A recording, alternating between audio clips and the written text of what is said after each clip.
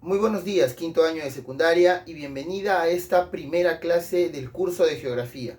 Mi nombre es Josué Gallegos y durante todo este año vamos a ver todos los temas relacionados a nuestro curso.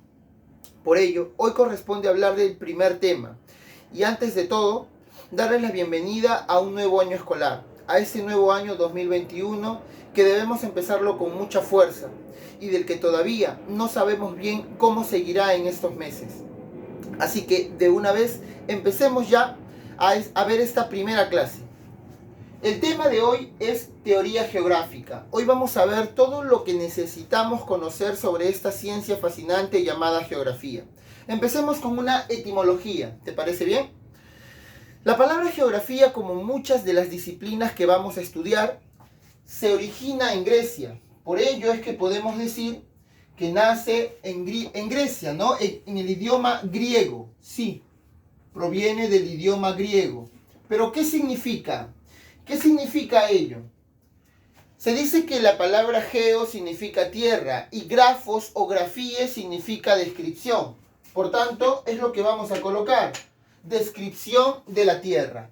Eso es lo que etimológicamente y de manera directa es lo que significa la palabra geografía. Descripción de la tierra. Ahí está. Nosotros podemos interpretar que esta palabra, descripción de la tierra, nos da más o menos una idea de lo que los antiguos griegos querían entender o hacían cuando realizaban la geografía. Se dice que es una definición antigua también. Los personajes dedicados a esta disciplina lo único que van a hacer es describir lo que ven. Es decir, solamente van a observar mucho lo que está a su alrededor y van a notarlo tal cual. Jamás responderán el porqué de las cosas.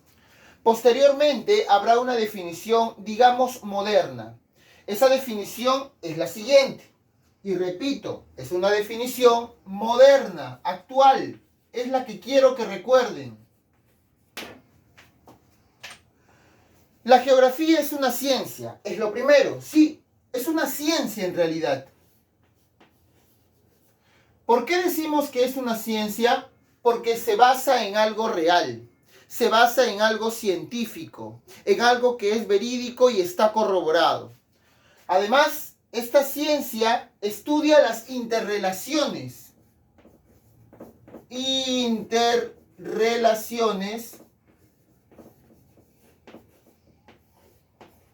que se dan entre el hombre y su medio. Nosotros podemos decir que el hombre es el que está aquí y el medio es lo que podemos observar acá. El medio geográfico está comprendido por diferentes elementos, algunos vivos y algunos no vivos, como por ejemplo el agua o el mismo suelo que comprende la tierra. Por tanto, nosotros decimos que esas interrelaciones serán el campo de estudio de la geografía. Profe, ¿qué se entiende por una interrelación? Bueno, podemos entender sencillamente como el provecho que el hombre le saca a lo que hay aquí, y lo que hay aquí y el provecho que requiere del hombre. Porque aunque tú no lo creas, las cosas se van a ir generando unas con otras. Es decir, el hombre aprovechará sus recursos, estos a su vez se aprovecharán entre ellos, habrá una relación muy íntima. Profesor, ¿solamente de aprovechamiento? No, a veces simplemente de supervivencia. Existirán interrelaciones, pero cuando comprenda al hombre, a eso se le llama geografía. El hombre se relaciona con todo lo que está a su alrededor e inclusive otros hombres. Muy bien, podemos mencionar el campo de estudio de la geografía. Nosotros sabemos que el campo de estudio de nuestra ciencia es el geosistema. ¿Qué cosa es el geosistema? Ahora lo explicamos. El geosistema es como decir el lugar que la geografía va a estudiar. Nosotros no podemos decir que la geografía estudia todo lo que existe. No es correcto. Porque hay cosas que lo estudiarán otras disciplinas, que ya veremos en un momento. La geografía tiene un campo de estudio limitado. Hay que recordar eso. Ese campo de estudio o geosistema presentará límites. Podemos mencionarlos rápidamente. En el aire, hasta un máximo de 18 kilómetros de altura. En el agua, hasta un máximo de 200 metros de profundidad. Y debajo de la tierra, hasta un máximo aproximadamente de unos 10 kilómetros. O sea, todo ese espacio que he mencionado con límites es lo que la geografía estudia. Por encima, por debajo de esos límites que acabo de marcar, otras disciplinas que veremos en un momento tendrán su campo de acción o de estudio. Muy bien, además podemos mencionar que en el campo de estudio de la geografía se van a observar paisajes.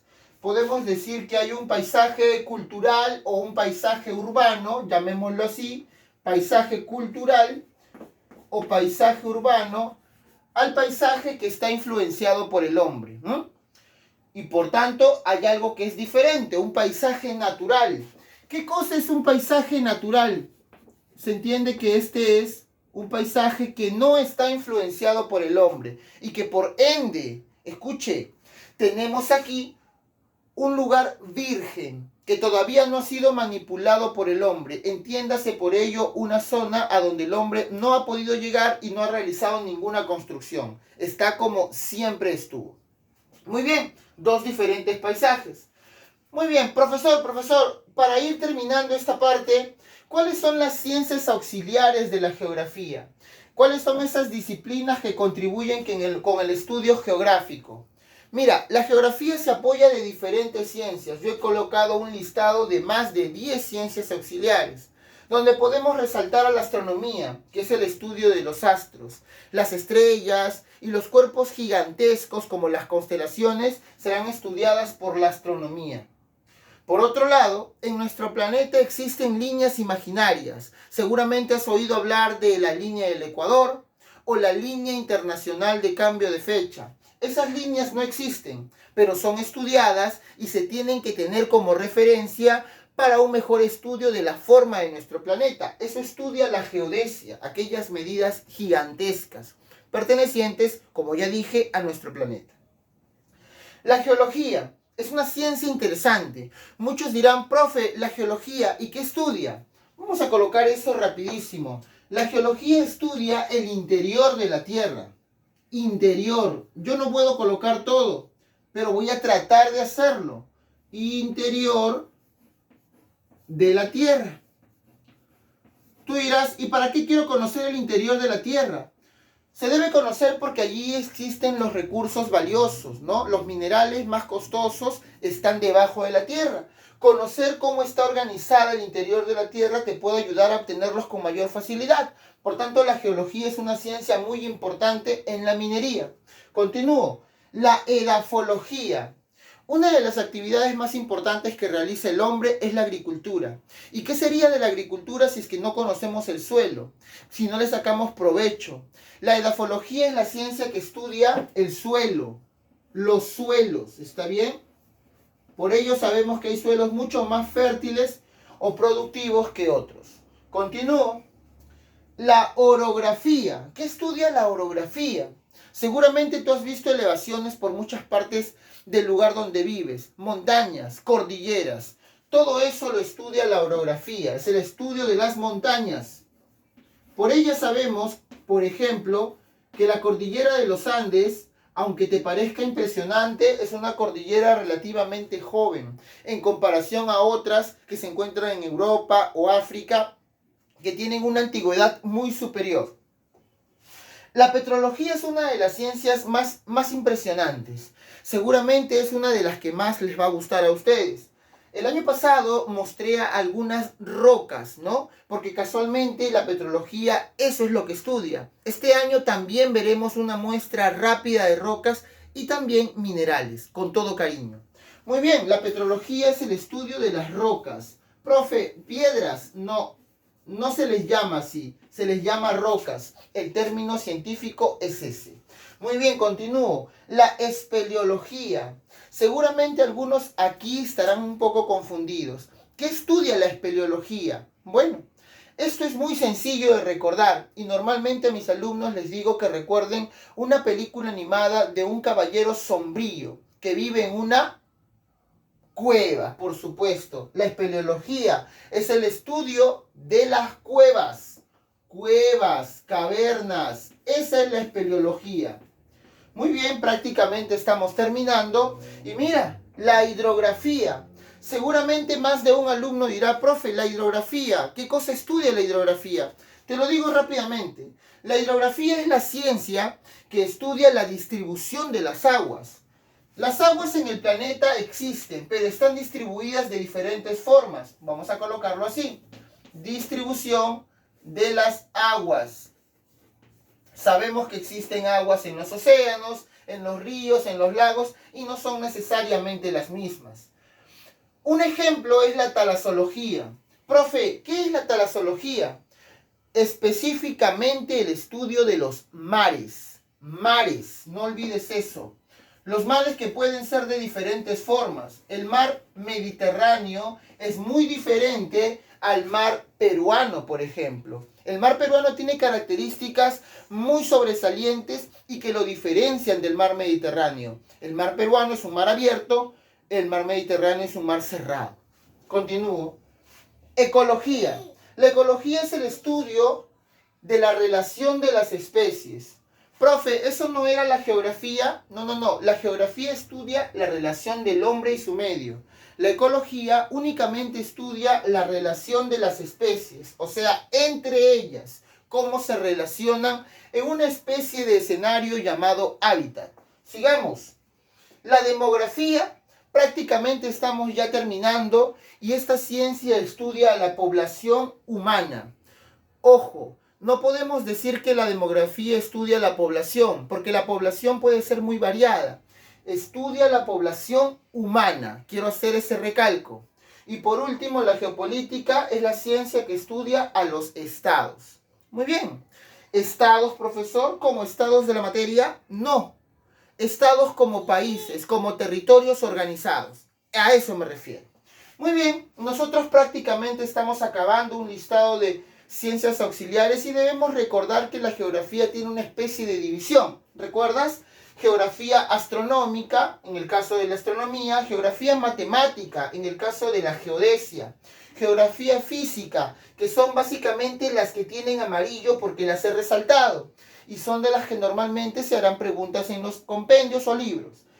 Y por último, la geografía biológica, que estudia básicamente los seres vivos y su distribución en el planeta.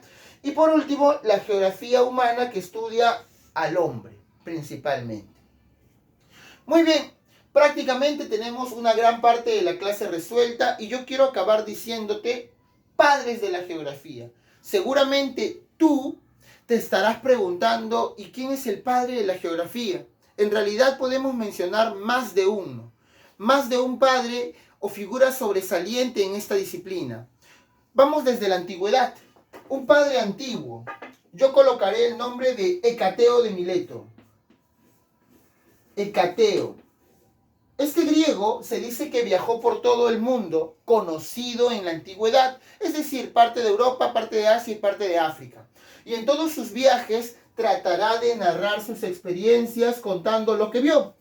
Dicen que Hecateo de Mileto escribió un libro que denominó Los viajes. A ese libro, por su gran trabajo y magnificencia, por ello se le reconoce como el padre de la geografía antigua. Hay que recordar que en la antigüedad la geografía era netamente descriptiva. Con los años, siglos, aparecerán nuevos personajes que se dedicarán al estudio del planeta. Dos de ellos serán los que mencionemos ahora. Uno mundialmente conocido, Alexander von Humboldt. Sí, estoy seguro que alguna vez has oído hablar de él. Humboldt es una figura sobresaliente, ¿no? Es más, tiene mucho mérito y es recordado de muchas formas. Humboldt es uno de los padres de la geografía moderna, pero no es el único. Se dice que un colega de él y también del mismo país, Humboldt, ¿de qué país es? Lo sabemos, es alemán. Y Ritter es otro alemán, considerado también padre de la geografía moderna. Carl Ritter. Profe, ¿pero por qué ambos? Bueno, en realidad ambos tendrán sus méritos, Mientras que Humboldt viajará también por muchas partes del planeta realizando investigaciones, pero se diferenciará de Cateo porque Humboldt responderá a la razón y de las causas. ¿Por qué es así? ¿Por qué esta zona tiene gran vegetación y por qué esta zona es desértica? Debe haber una explicación. Claro, Humboldt inclusive llegó al Perú y respondió por qué la corriente o mar peruano tiene baja temperatura. Humboldt tenía esa cualidad, la suficiente inteligencia de explicar el porqué de las cosas. Y en un momento vamos a explicar un poco más de ello. Pero Humboldt iba al lugar del escenario, iba hasta el lugar de los hechos. Humboldt era un geógrafo de campo, mientras que Ritter no necesitaba ir al campo. Él lo hacía desde una biblioteca, desde una especie de sala de estudio. Él era un erudito, pero un erudito de lo que otros ya habían investigado. Ambos tienen su mérito y ambos dieron aportes significativos a la ciencia geográfica. Por tanto, ambos son padres de la geografía moderna.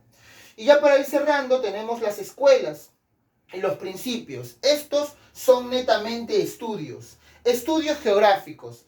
Podemos llamar escuelas geográficas y principios geográficos.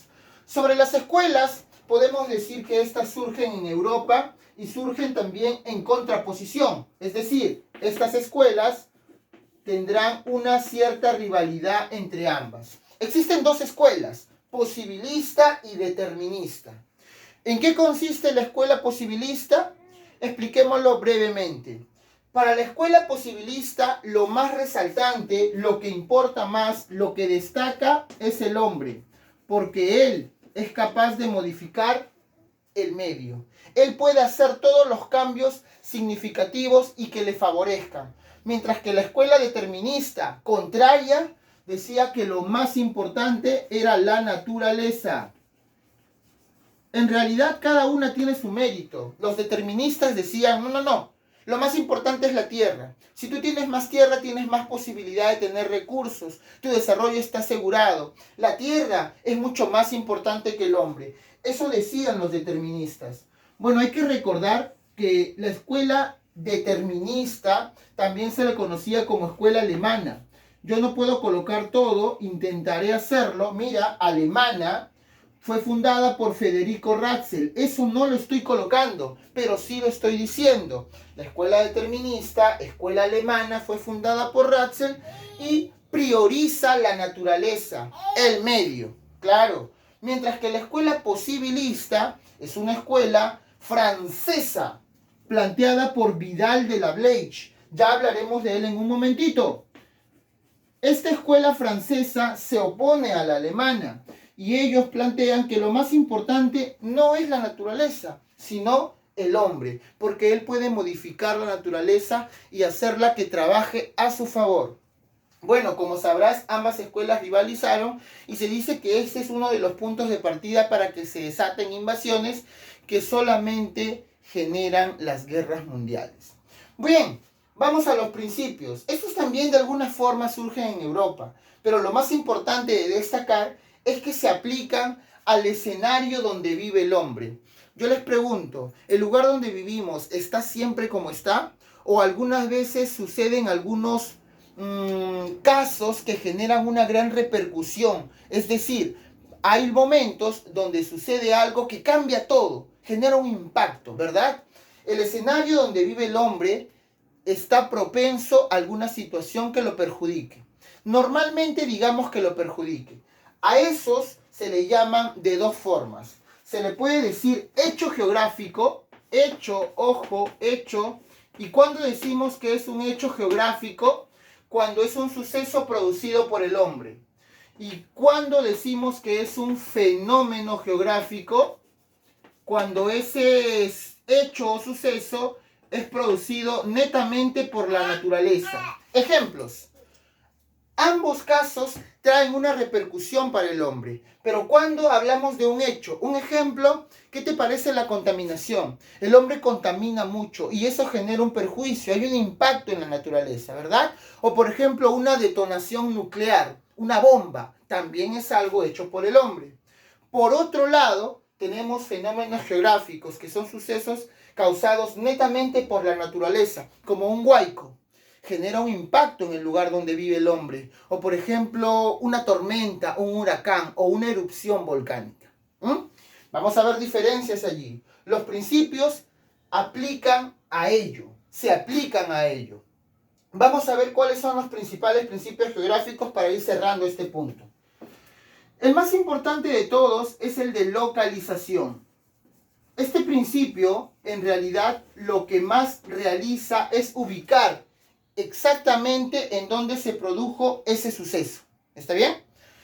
El autor de este principio geográfico, dicho el más importante, es Federico Ratzel, alemán. Hay que recordar ello. Muy bien. La localización comprende el escenario exacto. Podemos aplicar cualquier medida, una coordenada geográfica, un lugar, un país, una capital, una ciudad. Vamos con el segundo principio, descripción. Seguramente has oído hablar de él. Descripción. En este principio lo que más se va a entender es describir las características o en todo caso las consecuencias que genera ese suceso. Genera consecuencias que podemos enumerarlas. El autor de este principio es Vidal de la Bleiche. Profe, ¿el mismo que habíamos visto hace un momento? Sí. Un alemán y un francés tienen aquí nuevamente intervención. El tercer principio que vamos a ver es el de causalidad. El principio de causalidad, como su nombre dice, y no es casualidad, sino causalidad, es planteada por Humboldt. Yo no puedo colocar todo, pero sí voy a colocar lo más importante. Humboldt, ahí está, no puedo colocar todo. Humboldt explica que todo hecho o fenómeno geográfico debe ser explicado por sus causas reales, aquellas que lo originaron. Por ejemplo, podemos decir que hay un huaico. Pero Humboldt no dice el huaico es así, asá y de esta forma. No, Humboldt explica el porqué del huaico. Las lluvias fueron más intensas en las zonas andinas, esto cargó el cauce de los ríos y el caudal se rebalsó. Y eso generó un huaico. Ese es el principio de causalidad o explicación. Vamos con los últimos principios. Tenemos el principio de comparación. Este principio de comparación fue planteado o postulado por Carl Ritter. Mira que ellos tienen mucha participación aquí. Eruditos que darán sus aportes más significativos a esta ciencia. El principio de comparación o analogía explica que los hechos, aquellos sucesos o fenómenos geográficos deben ser comparados unos con otros. Se supone que ha habido muchos huaicos, se supone que ha habido muchas detonaciones y estos sucesos pueden ser relacionados de alguna forma. Vamos con los últimos principios. El principio de conexión. Perfecto. El principio de conexión es uno de los últimos que vamos a ver y más o menos explica que nada está aislado. Todo está íntimamente relacionado. Por eso al de conexión también se le llama principio de relación. Y junto con el último principio que vamos a ver, que es el principio de actividad, ambos principios son planteados por el mismo personaje. ¿En qué consiste el principio de actividad? En que todo está en constante cambio. Nada es lo mismo. Después de un huaico, las cosas habrán cambiado drásticamente. Esos dos principios de conexión y actividad son planteados por el mismo personaje, llamado Jan Brunes. Yo solamente coloco el apellido. Y con eso estaría dando punto final a nuestra clase. Nosotros en el libro tenemos que responder preguntas en base a lo que estamos haciendo. Así que trata de copiar muy bien en tu cuaderno y responde las preguntas que voy a dejar como tarea. La tarea, como siempre, ojo, como siempre, a menos que se explique por este mismo medio, será las 5 preguntas del EMA, del tema actual, más las 5 preguntas del examen de admisión. Si en el caso del EMA hay más preguntas de 5, se cogerán las 5 primeras. ¿Está claro? Repito. Entonces, serán las 5 primeras preguntas del EMA más las 5 preguntas del examen de admisión del tema que estamos desarrollando. Muy bien. Con esta primera clase damos por finalizada el tema y espero que tengas todo lo necesario para responder las preguntas de tu libro. Nos vemos la próxima semana para avanzar un nuevo tema sobre esta fascinante ciencia. Cuídate mucho. Chao.